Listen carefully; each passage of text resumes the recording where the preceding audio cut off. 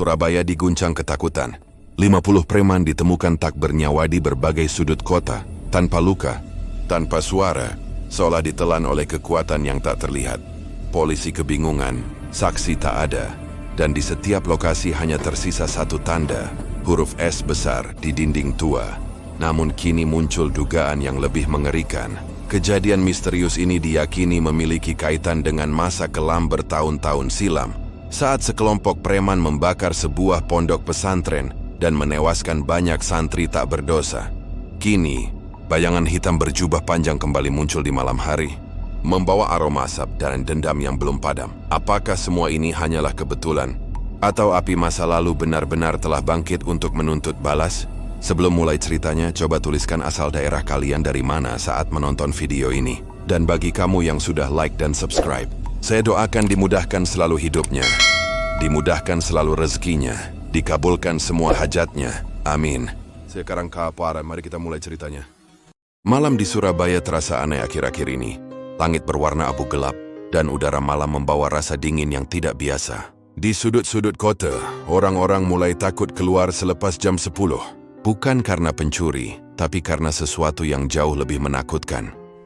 Dalam 3 minggu terakhir, sudah ada 8 orang preman yang ditemukan tumbang tanpa sebab yang jelas. Tubuh mereka tampak seperti tertidur, tanpa luka, tanpa darah, tanpa tanda-tanda perlawanan. Namun ada satu hal yang selalu sama. Di dada kiri mereka terdapat bekas hangat berbentuk bulat kecil, seperti luka lama yang baru tersentuh api. Warga mulai berbisik-bisik menebak siapa pelakunya. Ada yang bilang ini pekerjaan kelompok rahasia, ada yang bilang ini kutukan, bahkan ada yang percaya kalau ini peringatan dari langit. Namun polisi menyebutnya kasus kematian misterius, dan terus menelusuri setiap kejadian tanpa hasil. Suatu malam di kawasan Kalimas, 2 polisi patroli berhenti di depan gudang tua yang gelap. Ada laporan suara aneh dari dalam. Ketika mereka masuk, bau besi tua bercampur asap tipis menyambut langkah mereka. Senter diarahkan ke tembok, dan cahaya itu menyorot sesuatu yang membuat mereka terdiam.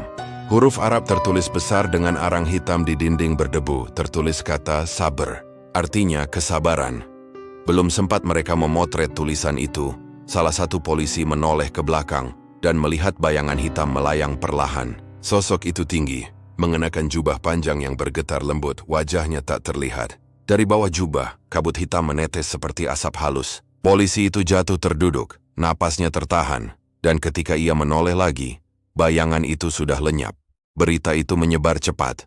Media mulai menulis tentang bayangan hitam Surabaya. Ada yang menuduh makhluk halus, ada yang mengaitkannya dengan legenda lama. Namun yang jelas, setiap kali bayangan itu muncul, satu preman akan hilang atau ditemukan tak bernyawa. Di antara hiruk-pikuk kota yang resah, seorang jurnalis muda bernama Alia menatap layar komputernya dengan dahi berkerut. Ia menulis laporan tentang kasus ini untuk majalah tempatnya bekerja. Baginya semua ini bukan kisah mistik, tapi kisah masa lalu yang belum selesai. Ia percaya ada seseorang di balik semua ini. Malam itu, di sela deru hujan yang jatuh di kaca jendela, Alia memandangi foto-foto para korban. Dari ekspresi wajah, semua orang itu punya masa lalu yang keras. Pemalak, penguasa terminal, penagih utang. Semuanya pernah terlibat dalam kekerasan, tapi ada satu hal aneh yang menarik perhatiannya. Di berkas lama kepolisian, nama mereka pernah muncul bersamaan dalam satu kasus 12 tahun silam.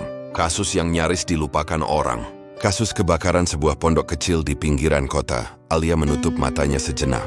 Ia tahu, jawabannya ada di sana, di masa lalu yang pernah terbakar oleh dosa. 12 tahun yang lalu, di pinggiran Surabaya berdiri sebuah pondok sederhana yang dikelilingi sawah dan pohon bambu. Pondok itu dikenal sebagai tempat para anak yatim menuntut ilmu dan menghafal ayat-ayat suci. Meski kecil, suasananya selalu hangat. Suara lantunan ayat terdengar setiap pagi, berpadu dengan tawa para santri yang belajar tanpa lelah. Di antara mereka, ada seorang anak bernama Raffi. Tubuhnya kecil, wajahnya polos, dan matanya selalu menatap dengan penuh semangat. Ia kehilangan orang tuanya sejak kecil, tapi pondok itu telah menjadi rumah baginya. Ustaz yang mengasuhnya sangat menyayanginya, dan para santri lain menganggapnya adik sendiri. Raffi sering membantu di dapur, menyapu halaman, dan rajin belajar di bawah cahaya lampu minyak hingga larut malam. Namun ketenangan itu tak bertahan lama. Pada suatu malam, datang sekelompok orang tak dikenal ke pondok itu. Mereka membawa baju asyuraitan, angka berat, Beberapa warga sekitar menutup pintu rumah mereka, takut ikut terlibat. Tak ada yang berani keluar. Orang-orang itu menuduh pondok telah menampung seseorang yang menjadi saksi kasus kejahatan besar. Padahal itu hanyalah fitnah. Tapi bagi mereka yang terbakar amarah, kebenaran bukan lagi hal penting. Raffi yang malam itu sedang menulis hafalan di kamarnya, mendengar suara teriakan di luar. Ia mengintip lewat jendela dan melihat cahaya obor berayun. Udara yang tadi tenang berubah jadi panas dan mencekam. Ia berlari keluar mencari ustaznya, tapi yang ia temukan hanyalah kekacauan. Orang-orang itu mulai melempar minyak ke dinding bambu, dan dalam sekejap api menyala. Suara kayu terbakar, jeritan, dan takbir bersaut-sahutan dalam kepanikan. Ustaznya mencoba menenangkan santri lain agar keluar lewat pintu belakang, namun api telah mengepung sebagian besar bangunan. Raffi ditarik oleh seorang santri tua, disuruh lari ke arah kebun belakang. Ia menoleh sebentar dan melihat ustaznya masih di dalam, mencoba menyelamatkan kitab-kitab dari rak yang terbakar. Tapi sebuah tiang jatuh dan cahaya api menyilaukan matanya. Raffi berlari tanpa arah, dengan air mata menetes di wajah yang terkena panas. Di belakangnya, pondok yang selama ini menjadi rumahnya berubah jadi lautan api. Ia bersembunyi di tepi sungai hingga pagi tiba. Ketika matahari naik, hanya puing dan asap yang tersisa. Raffi berjalan perlahan mendekati reruntuhan, dan di antara abu ia menemukan potongan papan bertuliskan nama pondok itu. Ia memeluknya dengan tangan gemetar. Sejak hari itu hidupnya tak pernah sama lagi. Ia menjadi saksi terakhir dari kebakaran itu. Saksi yang hilang dari catatan polisi. Saksi yang tak pernah kembali. Tahun-tahun berlalu Raffi tumbuh di jalanan. Ia bekerja serabutan, mengembara dari satu tempat ke tempat lain, membawa luka yang tak pernah sembuh. Ia tidak membenci dunia, tapi hatinya mengingat setiap wajah yang tertawa di malam pembakaran itu. Setiap senyum jahat, setiap langkah kasar, semuanya terekam dalam ingatan. Dan di sanalah api kecil itu tetap menyala. Api yang tak membakar kayu tapi hati. Api yang menunggu saatnya untuk menyala kembali di tengah kegelapan kota. Tahun berganti, dan Raffi kini tumbuh menjadi lelaki dewasa dengan tatapan mata yang dalam dan tenang. Wajahnya jarang menampakkan emosi, suaranya lembut namun tegas dan langkahnya selalu terukur. Ia hidup berpindah-pindah, kadang bekerja sebagai penjaga gudang, kadang membantu di pesantren kecil yang membutuhkan tenaga. Tak ada yang tahu masa lalunya. Ia tampak seperti orang biasa, tapi di dalam dirinya tersimpan kenangan yang tak pernah padam. Setiap malam, Raffi sering duduk di bawah langit, menatap bintang yang sama yang dulu ia pandangi bersama teman-teman santrinya. Dalam diam, ia berzikir pelan, menyebut nama Allah, mencoba menenangkan hatinya yang selalu bergemuruh. Namun setiap kali ia memejamkan mata, wajah-wajah para pelaku itu muncul kembali. Suara tawa mereka di tengah kobaran api masih menggema di telinganya. Suatu malam di sebuah pesantren di Madura, Raffi bertemu dengan seorang guru tua. Guru itu dikenal bijak dan jarang berbicara banyak. Namun tatapannya tajam dan seolah bisa membaca isi hati. Tanpa perlu Raffi bercerita, guru itu hanya berkata pelan, api dendam tak akan padam dengan api ina. Tapi kadang, Allah memberi jalan bagi mereka yang ingin menegakkan keadilan tanpa membakar dirinya sendiri. Kata-kata itu menancap dalam hati Raffi. Ia mulai belajar banyak hal. Ia mempelajari seni bertahan, strategi, dan terutama kesabaran. Ia tidak ingin menumpahkan darah siapapun. Tapi ia tahu bahwa kejahatan masa lalu tidak boleh dibiarkan berjalan bebas di atas bumi. Ia mulai menghafal nama-nama para pelaku, mencari tahu keberadaan mereka satu persatu. Beberapa sudah berubah menjadi orang tua. Beberapa masih berkuasa di jalanan dan sebagian besar masih hidup tanpa rasa bersalah. Raffi mulai bergerak dalam diam. Ia menelusuri kota demi kota, mendengarkan kabar, menandai nama-nama yang terlibat. Tapi tidak ada amarah dalam matanya. Hanya kesunyian panjang yang membungkus langkahnya. Ia menunggu waktu. Dengan sabar seperti arti dari kata yang kelak akan ia tinggalkan di setiap tempat. Di Surabaya, kota yang dulu menjadi saksi tragedi itu, Raffi kembali setelah bertahun-tahun menghilang. Kota itu telah berubah. Gedung menjulang, jalan lebih ramai. Tapi aroma masa lalu masih sama. Ia berdiri di depan lokasi pondok lamanya. Kini tempat itu menjadi lapangan kosong yang dipenuhi rumput liar.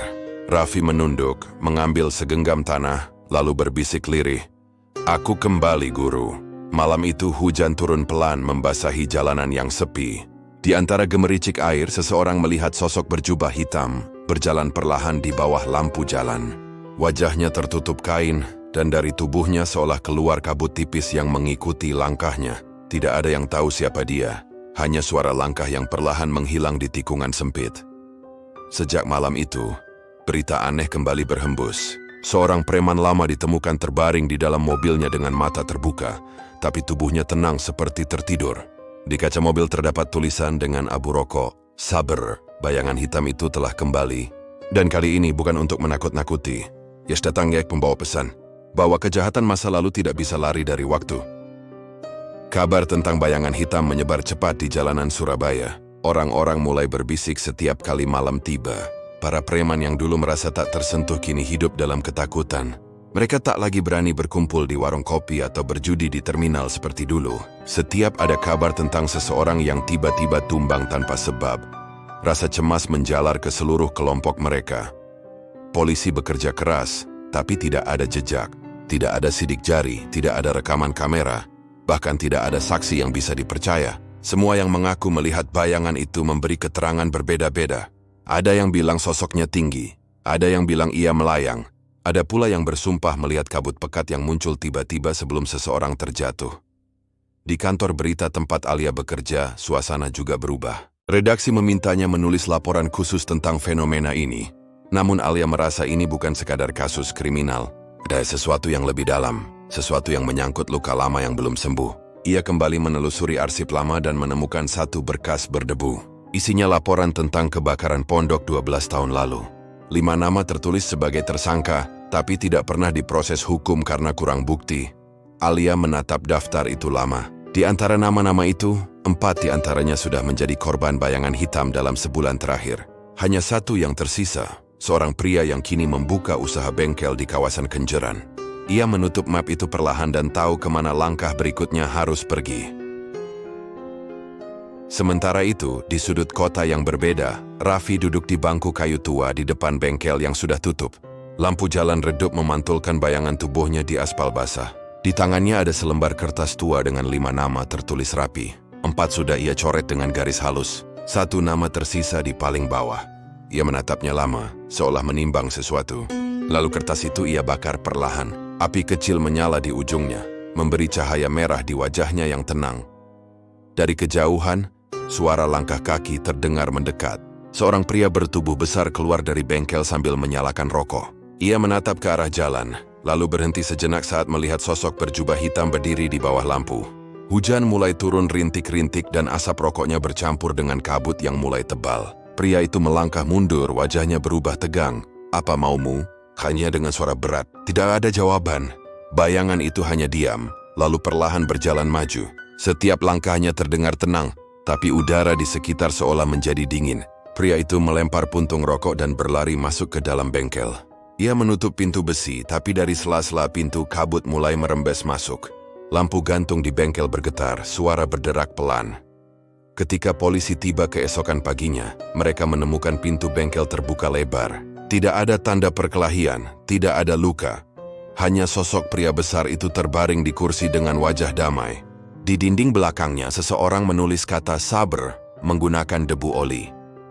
Alia datang beberapa jam kemudian, menyamar sebagai wartawan lokal. Ia berdiri di tengah ruangan, menatap kata itu dengan bulu kuduk meremang. Ia tahu apapun yang terjadi malam tadi, ini bukan pekerjaan orang biasa. Tapi ia juga merasa, entah kenapa, ada ketenangan aneh di tempat itu. Ia menatap keluar, ke arah jalan yang basah oleh hujan. Di ujung gang seolah sekilas terlihat sosok berjubah hitam melangkah menjauh ke arah utara kota. Alia menahan napas. Dalam sekejap sosok itu lenyap di balik kabut yang menelan seluruh jalan. Malam di Surabaya kembali sunyi setelah berita tentang pria bengkel itu tersebar. Orang-orang semakin yakin kalau kota mereka dihantui sesuatu yang tak bisa dijelaskan dengan logika. Di warung, di terminal, bahkan di pos ronda, obrolan orang selalu berujung pada satu topik. Tentang sosok berjubah hitam yang muncul lalu menghilang, meninggalkan ketenangan dan ketakutan dalam waktu bersamaan. Alia, di sisi lain, semakin tenggelam dalam penyelidikan. Ia merasa kasus ini semakin jelas arahnya. Semua korban adalah orang yang terlibat dalam pembakaran pondok 12 tahun lalu. Tapi ada hal lain yang belum bisa ia pahami. Siapa sebenarnya pelaku ini? Bagaimana ia bisa mengetahui semua nama itu? Dan mengapa memilih cara yang begitu tenang? Ia menatap peta besar di dinding ruang kerjanya. Di atasnya terdapat pin merah di setiap lokasi kejadian. Polanya membentuk garis melingkar menuju satu titik di luar pusat kota. Titik itu adalah lokasi pondok lama yang kini hanya tersisa puing dan rerumputan. Alia menatapnya lama, merasakan firasat aneh di dadanya. Malam itu ia memutuskan pergi ke sana. Dengan membawa senter kecil dan kamera, ia menyusuri jalan kecil yang sepi di pinggiran kota. Lampu jalan berakhir di pertigaan, sisanya hanya gelap dan suara jangkrik. Ketika sampai di tempat itu, ia tertegun. Tanahnya sudah ditumbuhi rumput tinggi, tapi masih terlihat sisa batu bata hangus di beberapa sudut. Aroma tanah lembab bercampur udara dingin malam membuat bulu kuduknya berdiri. Ia menyorotkan senter ke sekitar dan berhenti pada sesuatu di tanah. Sebuah papan kayu tua bertuliskan nama pondok itu. Separuhnya terbakar, tapi masih terbaca jelas. Di sekitarnya ada bekas lilin kecil yang sudah padam. Alia merunduk menyentuh papan itu dan merasa seolah mendengar bisikan samar di telinganya. Saat itulah ia mendengar langkah pelan di belakang. Ia berbalik cepat dan senter menyorot bayangan hitam yang berdiri di pinggir lapangan. Sosok itu diam, tubuhnya tinggi, wajahnya tertutup kain, dan di sekitarnya kabut tipis berputar perlahan. Alia menelan ludah, suaranya bergetar. "Kau yang mereka cari, bukan?" katanya pelan. Bayangan itu tak bergerak, hanya kain hitam di wajahnya yang bergetar diterpa angin. Lalu suara dalam dan tenang terdengar dari baliknya. "Aku tidak mencari siapapun, aku hanya datang untuk menepati janji." Alia menggenggam senter lebih kuat. Janji pada siapa? Sosok itu berjalan mendekat, dan kini cahaya senter menyorot wajah di balik kain. Mata itu tenang, tapi menyimpan kesedihan yang dalam. Pada mereka yang dulu kehilangan rumah ini, jawabnya lirih. Pada guru yang tak sempat keluar dari api, Alia terdiam. Ia mulai mengerti. Semua cerita, semua kematian misterius itu bukanlah sekadar balas dendam, tapi bentuk doa yang berubah menjadi tindakan. Raffi menatap reruntuhan pondok lama itu dengan mata sendu. "Dulu aku berjanji aku akan menjaga nama tempat ini agar tidak dilupakan. Tapi aku terlalu lama menunggu. Sekarang hanya aku yang tersisa. Maka aku datang, bukan untuk membunuh, tapi untuk menghapus dosa yang pernah mereka tinggalkan." Alia nyaris tidak bisa berbicara. Ia menatap Raffi dengan campuran kagum dan takut. "Apa kau sadar semua orang menyebutmu bayangan hitam? Mereka takut padamu." Raffi tersenyum samar. "Orang takut pada apa yang tidak mereka pahami. Padahal aku hanya menjemput mereka yang sudah lama dipanggil oleh takdir." Kabut mulai menebal, dan perlahan sosok itu berjalan melewati Alia, meninggalkan jejak langkah yang segera tertutup embun. Alia mematung, tak sanggup menahan getaran di dadanya. Ia tahu malam itu ia tidak hanya melihat pelaku, tapi saksi terakhir dari masa lalu yang terlupakan. Di bawah sinar bulan yang samar, Raffi berhenti sejenak, menoleh ke arah pondok lama, lalu berbisik pelan, "Guru, aku hampir selesai." Hujan turun deras malam itu, seolah langit ingin menyembunyikan sesuatu. Alia pulang dari reruntuhan pondok dengan hati yang gelisah. Ia tak bisa menghapus bayangan Raffi dari pikirannya. Sosok itu bukan pembunuh seperti yang dikatakan media. Ada ketenangan di matanya, seolah semua yang ia lakukan bukan kejahatan, melainkan tugas yang harus diselesaikan. Di apartemennya yang kecil, Alia menulis dengan tangan gemetar. Kata demi kata mengalir di layar komputernya, membentuk kisah yang tak biasa. Ia tak menyebut nama, tak menulis kata kekerasan, hanya menuliskan pesan yang ia rasakan dari pertemuan itu. Tentang seseorang yang kehilangan segalanya, lalu memilih menegakkan keadilan dengan cara yang sunyi. Namun sebelum artikelnya selesai, suara ketukan lembut terdengar di pintu. Ia menoleh, tapi tidak ada siapapun di luar. Hanya udara malam dan suara hujan yang semakin deras. Ketika ia menutup pintu, matanya menangkap sesuatu di lantai. Sebuah amplop coklat, basah oleh air hujan. Di dalamnya ada selembar foto hitam putih, memperlihatkan para santri kecil sedang tertawa di halaman pondok. Di sudut foto itu, ada wajah muda Raffi, masih polos dan penuh harapan. Di belakang foto tertulis kalimat pendek dengan tulisan tangan. "Jangan biarkan doa mereka padam." Alia tertegun lama. Ia tahu itu bukan ancaman, tapi permintaan. Permintaan terakhir dari seseorang yang masih hidup di antara dua dunia, antara doa dan dendam. Ia merasakan sesuatu yang aneh, seperti beban di dadanya ikut terbagi. Sementara itu, jauh di sisi lain kota, Raffi berdiri di tepi jembatan tua. Angin malam meniup jubah hitamnya, membuat kain itu bergetar lembut di udara. Ia menatap aliran sungai di bawah. Airnya hitam dan memantulkan cahaya lampu dari kejauhan. Di tangannya tergenggam sebuah tas kecil berisi potongan papan pondok yang dulu ia ambil dari reruntuhan. Ia menatapnya dengan mata sendu. 12 tahun, Gur, bisiknya pelan. 12 tahun aku menunggu, bukan untuk membalas tapi untuk memastikan nama tempat ini tak hilang. Ia meletakkan papan itu di air, membiarkannya hanyut perlahan mengikuti arus. Bayangan jubahnya terpantul di permukaan sungai, lalu kabut mulai turun dari arah hulu. Dari jauh terdengar suara azan yang samar, memecah kesunyian malam.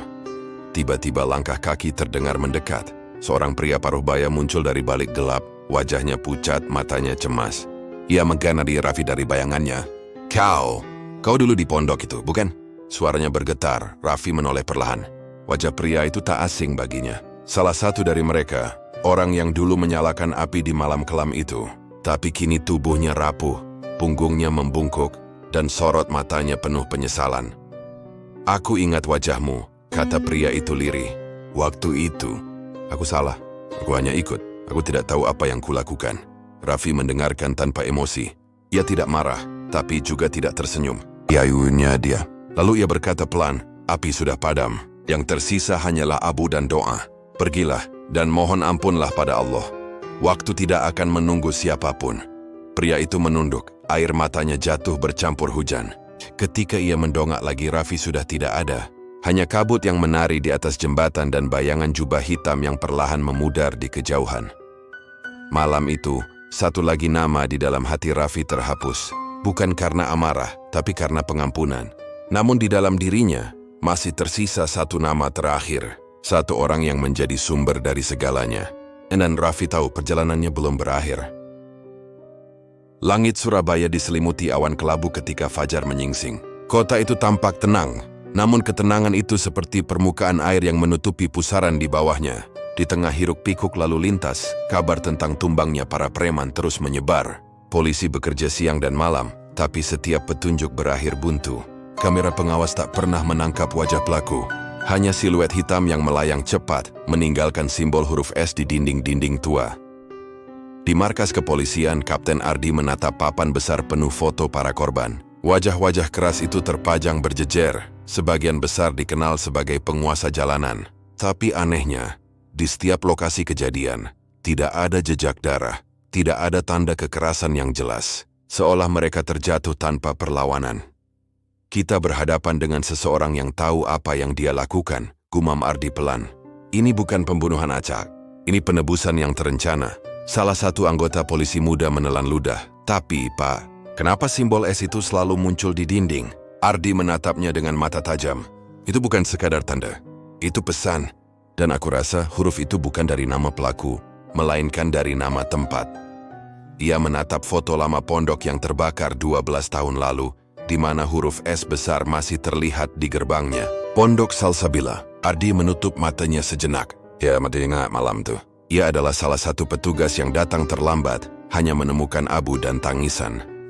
Sementara itu, di sisi lain kota, Alia mulai mengikuti setiap langkah simbol S yang muncul. Ia percaya, kebenaran yang sesungguhnya ada di balik huruf itu. Ia mencari informasi tentang siapa saja yang selamat dari kebakaran pondok dulu. Hanya ada satu nama yang muncul, Raffi. Tidak ada foto dewasa. Hanya catatan singkat, santri berusia 10 tahun. Hilang tanpa jejak. Sore itu Alia datang ke sebuah bangunan tua di kawasan pelabuhan, tempat simbol S terakhir ditemukan. Udara di sana lembab dan berbau besi. Bangunan itu seperti bekas gudang yang ditinggalkan. Dindingnya penuh lumut, dan di salah satu sisinya huruf S besar tampak jelas, seolah baru digores semalam. Alia mengeluarkan kamera mencoba memotret tanda itu. Namun tiba-tiba lampu kamera berkedip mati. Ia menoleh, dan di ujung lorong yang gelap tampak seseorang berdiri diam. Sosok berjubah hitam, wajahnya tak terlihat. Hanya sepasang mata yang berkilat di bawah tudung. Jangan takut, suara itu tenang, nyaris seperti bisikan. Kau sudah menulis kisahku. Sekarang kau harus tahu akhir dari semuanya. Alia mematung. Suaranya serak, Raffi. Sosok itu tidak menjawab, hanya berjalan mendekat perlahan. Langkahnya tak menimbulkan suara. Saat jarak tinggal beberapa meter, ia membuka sebagian tudungnya. Wajah yang dulu ia lihat di reruntuhan pondok itu kini terlihat lebih pucat. Matanya memancarkan kedalaman yang sulit dijelaskan. Aku tidak membunuh, ucap Raffi pelan. Aku hanya menjemput mereka. Satu persatu, sesuai waktunya. Alia menatapnya bingung. Menjemput? Ya, lanjut Raffi. Mereka bukan korban. Mereka hanya sedang dipanggil untuk mempertanggungjawabkan yang dulu mereka lakukan. Tiba-tiba, dari arah luar gudang, terdengar suara sirene polisi mendekat. Cahaya biru merah menyapu dinding. Raffi memandang ke arah pintu lalu menatap Alia lagi. Kau harus pergi sekarang. Jika mereka menemukanmu di sini, kau akan dianggap bagian dari semua ini. Sebelum Alia sempat menjawab, Raffi berjalan mundur dan menghilang di balik kabut tebal yang entah dari mana datangnya. Saat polisi memasuki gudang, Alia berdiri sendirian di tengah ruangan, dengan huruf S besar menyala samar di dinding, seperti bernafas dalam gelap. Kapten Ardi masuk dengan langkah cepat. Ia menatap dinding itu, lalu menoleh ke Alia. Apa kau tahu siapa yang melakukannya? Alia hanya menggeleng pelan, menatap huruf S yang memudar di balik cahaya lampu senter. Tapi di dalam hatinya, ia tahu Raffi ada di luar sana, menuntaskan bagian terakhir dari perjalanannya. Dan malam itu, di langit Surabaya, petir menyambar di kejauhan, tanda bahwa badai belum berakhir. Malam kembali turun di Surabaya. Kota yang biasanya ramai kini terasa berbeda. Ada rasa tegang yang menggantung di udara, terutama setelah kejadian di gudang pelabuhan. Polisi memperketat patroli di berbagai titik, terutama di kawasan yang dulu dikenal sebagai wilayah kekuasaan para preman. Tapi anehnya meski kota dijaga ketat, tak ada lagi jejak dari si bayangan hitam itu. Alia duduk di balkon apartemennya, memandangi lampu-lampu kota dari kejauhan. Angin membawa aroma hujan yang baru saja reda. Ia masih memikirkan pertemuannya dengan Raffi. Kata-kata menjemput terus terngiang di kepalanya. Ia tahu Raffi bukan pembunuh, tapi juga bukan manusia biasa yang bisa dimengerti dengan logika sederhana. Ada luka yang begitu dalam, tapi di dalam luka itu ada ketenangan, seolah ia telah berdamai dengan masa lalunya. Alia membuka laptop, mencoba menulis ulang semua yang ia alami. Namun setiap kali jarinya menyentuh keyboard, pikirannya kembali ke masa lalu yang pernah ia baca di arsip lama. Tentang malam kebakaran Pondok Salsabila, tentang sekelompok orang yang menyerang karena kesalahpahaman, tentang seorang anak kecil yang berlari di tengah kobaran api sambil memanggil gurunya, tapi tak pernah mendapat jawaban. Sementara itu, di tempat lain, Raffi berdiri di atas bukit kecil yang menghadap ke kota. Di hadapannya ada makam tua, sederhana, tanpa nama. Ia menaburkan bunga di atasnya, lalu berlutut. Guru, ucapnya lirih. Semuanya hampir selesai.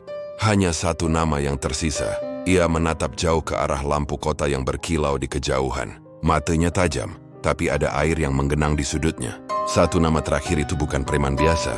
Ia adalah orang yang memimpin masa pada malam kelam itu. Seseorang yang kini telah menjadi tokoh berpengaruh, hidup tenang dan dihormati. Dunia mungkin sudah lupa, tapi Raffi tidak. Karena di matanya luka itu belum tertutup. Di markas kepolisian, Kapten Ardi menatap laporan terbaru. Ia mulai memahami pola yang sama di setiap kasus. Pelaku tidak pernah meninggalkan kekacauan, ujarnya kepada timnya. Ia selalu datang, mengambil target lalu pergi tanpa jejak. Ini bukan pembunuhan acak, ini pembersihan masa lalu. Polisi muda di sebelahnya mengangguk pelan. Hei Adi, mungkin dia bukan penjahat, Pak? Ardi menatapnya lama. Tidak ada yang murni baik atau jahat dalam cerita seperti ini. Ada yang mencari keadilan tapi lewat jalan yang berbeda. Sementara itu Alia menerima pesan tak dikenal di ponselnya. Hanya satu kalimat. Datanglah ke gedung tua di ujung utara kota. Malam ini, tak ada nama, tak ada penjelasan. Tapi entah kenapa ia tahu itu dari Raffi. Ia tiba di tempat itu beberapa jam kemudian. Gedung besar yang sudah lapuk, dulunya tempat penampungan anak-anak jalanan. Udara di dalam dingin dan sunyi. Saat ia masuk lebih dalam, samar-samar terlihat bayangan seseorang berdiri di depan altar kayu yang penuh debu. Itu Raffi. Kenapa kau memanggilku ke sini? Tanya Alia dengan suara pelan. Raffi berbalik. Matanya tampak lebih redup dari sebelumnya. Karena malam ini semuanya akan berakhir. Alia terdiam. Kau ingin menyerahkan diri? Raffi tersenyum tipis. Tidak, aku ingin menyelesaikan apa yang harus diselesaikan. Setelah itu aku akan pergi. Entah kemana, bukan urusan dunia lagi. Sebelum Alia sempat bicara lagi, pintu gedung mendadak terbuka keras. Beberapa polisi masuk dengan senjata terarah, dipimpin oleh Kapten Ardi sendiri. Raffi, seru Ardi lantang. Kau dikepung. Jangan bergerak. Raffi menatap mereka tanpa takut. Ia melangkah satu langkah maju. Aku tidak akan melawan. Tapi sebelum kau menangkapku, aku ingin kau tahu sesuatu. Ardi menatapnya dengan mata penuh keraguan. Apa maksudmu? Raffi menatapnya dalam-dalam. Kau juga ada di sana malam itu, Kapten. Kau datang terlambat, tapi kau melihat semuanya. Api itu, tangisan itu, dan aku. Kau tahu siapa dalang sebenarnya. Ruangan itu hening seketika. Alia terkejut sementara Ardi tampak membeku di tempatnya. Suara angin berdesir melalui jendela pecah, membawa aroma tanah basah dan debu masa lalu. Raffi melanjutkan dengan tenang. Kau tahu nama itu. Kau tahu di mana dia sekarang. Aku hanya datang untuk menuntaskan satu hal yang kau biarkan menggantung selama 12 tahun. Tatapan Ardi berubah antara rasa bersalah dan ketakutan. Kau tidak tahu apa yang sebenarnya terjadi. Raffi tersenyum samar, lalu berbisik pelan. Mungkin tidak, tapi malam ini, kebenaran akan mencari jalannya sendiri. Kilatan petir menyambar dari luar, menerangi wajah mereka berdua. Saat cahaya itu memudar, bayangan Raffi perlahan menghilang dari pandangan. Hanya jubah hitamnya yang tertinggal di lantai, seolah tertiup angin. Alia memandang sekeliling dengan mata membesar. Tak ada jejak kemana ia pergi. Tapi di dinding belakang altar, huruf S besar kini terpahat jelas. Bercahaya lembut dalam gelap. Kapten Ardi menatapnya lama. Wajahnya pucat. Ia tahu, itu belum selesai. Dan ia tahu siapa yang akan menjadi target berikutnya. Hujan turun tanpa henti malam itu. Langit Surabaya seperti menyembunyikan rahasia besar yang tak ingin diungkapkan. Dari balik jendela ruang kerjanya, seorang pria parubaya menatap kota dengan wajah gelisah. Jas mahalnya tak mampu menutupi ketegangan di tangannya yang terus gemetar. Ia adalah orang terpandang kini, seorang pengusaha yang dikenal dermawan dan dihormati. Tapi di balik segala kemewahan itu masa lalunya kelam. Ia adalah dalang utama di balik peristiwa yang membakar pondok Salsabila 12 tahun lalu. Namanya Suryo. Nama yang dulu menjadi mimpi buruk bagi anak-anak tak berdosa. Kini, setiap malam ia hidup dalam ketakutan. Sudah 2 malam berturut-turut, ia mendengar suara langkah kaki di koridor rumahnya. Kersis hindawa buka pintu tahu ada siapa pun. Namun semerbak asap samar selalu tertinggal di udara, seolah seseorang baru saja lewat. Ia tahu waktunya hampir tiba. Ia tahu seseorang mencarinya, seseorang yang membawa luka masa lalu yang belum sembuh. Di tempat lain, Alia duduk bersama Kapten Ardi di dalam mobil dinas. Lampu jalan berkelebat melewati kaca depan, menambah suasana tegang. Alia menggenggam foto lama pondok yang gosong, sementara Ardi menatapnya dengan tatapan berat. Aku sudah tahu siapa nama terakhir itu, kata Ardi pelan. Suryo. Aku tidak bisa memaafkan diriku karena membiarkannya bebas selama ini. Tapi aku juga tidak bisa membiarkan Raffi melakukannya dengan tangannya sendiri. Alia menatapnya. Kau pikir Raffi akan ke rumahnya malam ini? Ardi mengangguk. Tidak ada waktu lagi. Kalau kita terlambat, semuanya akan berakhir sebelum hukum sempat bicara. Mereka menyalakan sirene pelan dan melaju menembus hujan. Di rumah besar milik Suryo, jam dinding berdentang 12 kali. Ia berdiri di tengah ruang tamu yang remang. Angin malam masuk dari jendela yang terbuka sedikit. Tirai bergoyang lembut. Lalu dari arah tangga muncul kabut tipis yang semakin tebal, menuruni anak tangga perlahan seperti hidup. Suryo memundurkan langkahnya, suaranya bergetar. Siapa di sana? Tak ada jawaban. Hanya suara langkah kaki lembut mendekat. Dari balik kabut, sosok berjubah hitam muncul. Raffi berdiri di ujung tangga. Wajahnya tenang. Matanya menyala lembut di bawah cahaya lampu. Sudah lama, Tuan Suryo, ucap Raffi pelan. 12 tahun lalu kau menyalakan api yang menelan banyak doa. Suryo menelan ludah. Kau masih hidup? Raffi mengangguk. Api tidak membunuhku. Ia hanya membentukku menjadi seperti sekarang. Suryo melangkah mundur, tangannya gemetar. Aku sudah berubah. Almain Nesher, Ubat tak tahu semuanya akan sejauh itu. Raffi berjalan pelan mendekat. Penyesalan selalu datang ketika semuanya terlambat. Tapi aku tidak datang untuk menghakimi. Aku hanya ingin kau mendengar satu hal. Ia berhenti tepat di hadapan Suryo. Suaranya berubah pelan, nyaris seperti doa. Anak-anak yang dulu menangis malam itu, mereka sudah tenang sekarang. Mereka tidak butuh darahmu, mereka hanya butuh pengakuanmu. Suryo terdiam, air matanya jatuh tanpa ia sadari. Apa yang harus kulakukan? Raffi menatapnya lama. Katakan kebenaran. Biarkan dunia tahu. Bukan untukku, tapi untuk mereka. Tepat saat itu, suara sirene terdengar dari luar. Pintu rumah terbuka keras dan Kapten Ardi masuk bersama Alia serta beberapa petugas. "Raffi, hentikan!" teriak Ardi. "Kau sudah cukup jauh." Raffi menoleh perlahan. Tatapannya tenang, bahkan lembut. "Aku sudah selesai, Kapten. Malam ini bukan tentang pembalasan, tapi tentang kejujuran." Suryo tersungkur di lantai, menutupi wajahnya dengan tangan. Aku akan mengaku. Aku akan katakan semuanya." Alia menatap pemandangan itu dengan mata berkaca-kaca.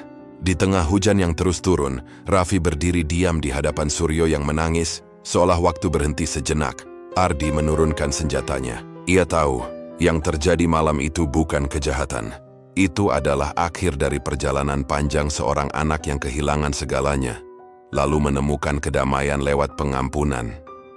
Raffi memandang ke arah jendela, menatap langit malam yang basah oleh air hujan. "Api sudah padam," katanya pelan. "Kini biarkan doa mereka naik bersama hujan." Dan dalam sekejap kabut menelan tubuhnya. Saat semua orang menoleh, Raffi sudah tidak ada. Yang tersisa hanyalah jubah hitamnya yang tergeletak di lantai, basah oleh air hujan yang menetes dari langit-langit. Alia menunduk mengambil jubah itu, lalu berbisik lirih, "Semoga engkau tenang di sisi Allah, Raffi." Kapten Ardi berdiri kaku, menatap huruf S besar yang entah sejak kapan muncul di dinding rumah Suryo bersinar lembut dalam gelap. Huruf yang kini bukan lagi simbol ketakutan, melainkan penanda bahwa semua doa akhirnya sampai pada tempatnya. Dan malam itu, hujan di Surabaya seolah berhenti sejenak, memberi waktu bagi dunia untuk menutup kisah yang penuh luka dan membiarkan kedamaian turun perlahan, seperti embun di pagi hari.